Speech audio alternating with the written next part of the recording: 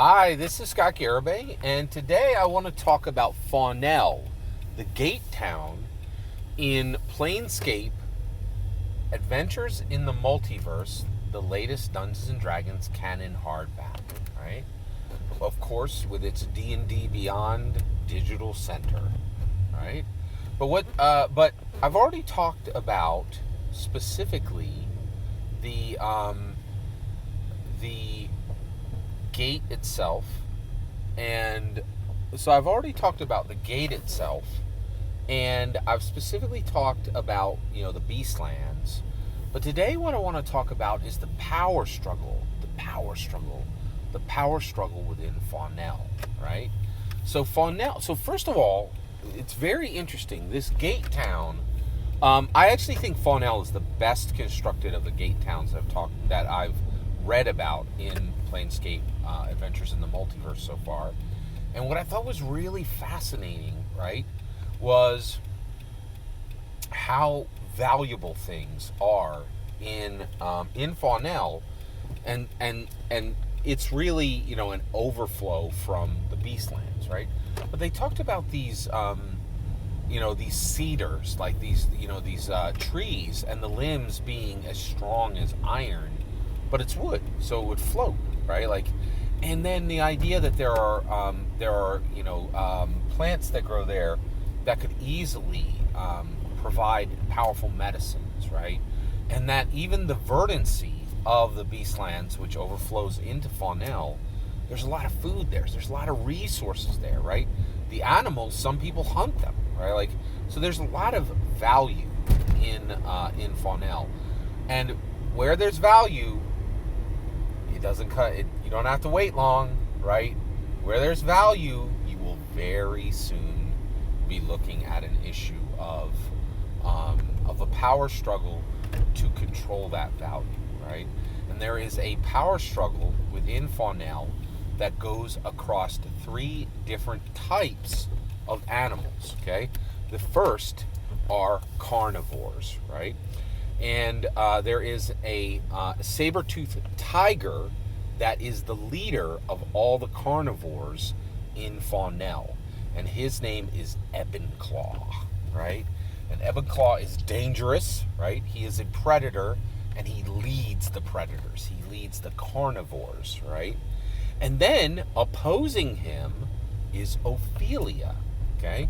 And Ophelia is an elephant, right?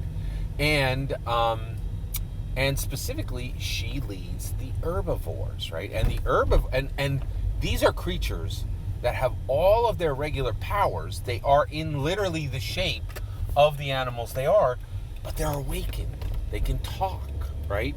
And so you have this animal kingdom, right, where herbivores are struggling for power with the predators, with the carnivores, right? And because they're awakened, the carnivores can't defeat the herbivores by simply eating them, right? It's not how things are done, right? Because they're awakened, right? Very fascinating, right? And I really am just so impressed with this. So you have this power struggle between natural enemies, carnivores and herbivores, and then finally you have Parvaz. And Parvaz is Parvaz specifically is a large albatross with feathers of black and gold.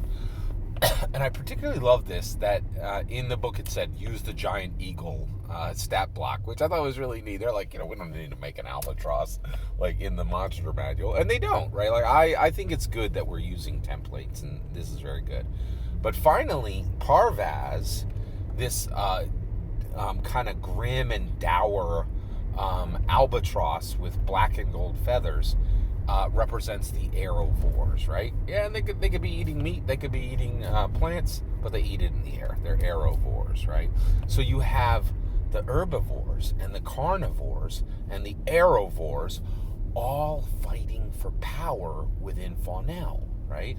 But what's really fascinating is these creatures would eat each other and fight amongst each other in one particular way, but because they're awakened, it changes everything, right?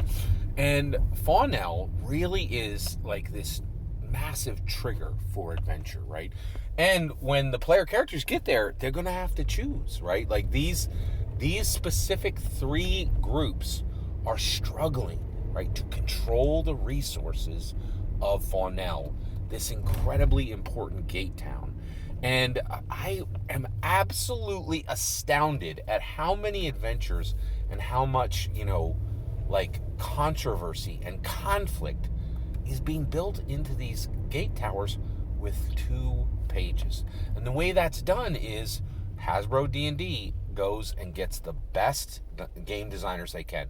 Oh, hey, you worked for 3 or 4 years on Pathfinder? We'll take the best of your writers, Pathfinder. Oh, you did a few OSR or a few indie products?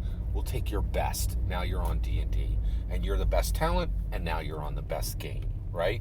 And and what they're doing is they're like, every word matters. Other OSRs and indies could not accomplish this. They could not give you what you need to define a gate town in two pages, right? But you can do that with Hasbro D&D because they are literally getting the best designers.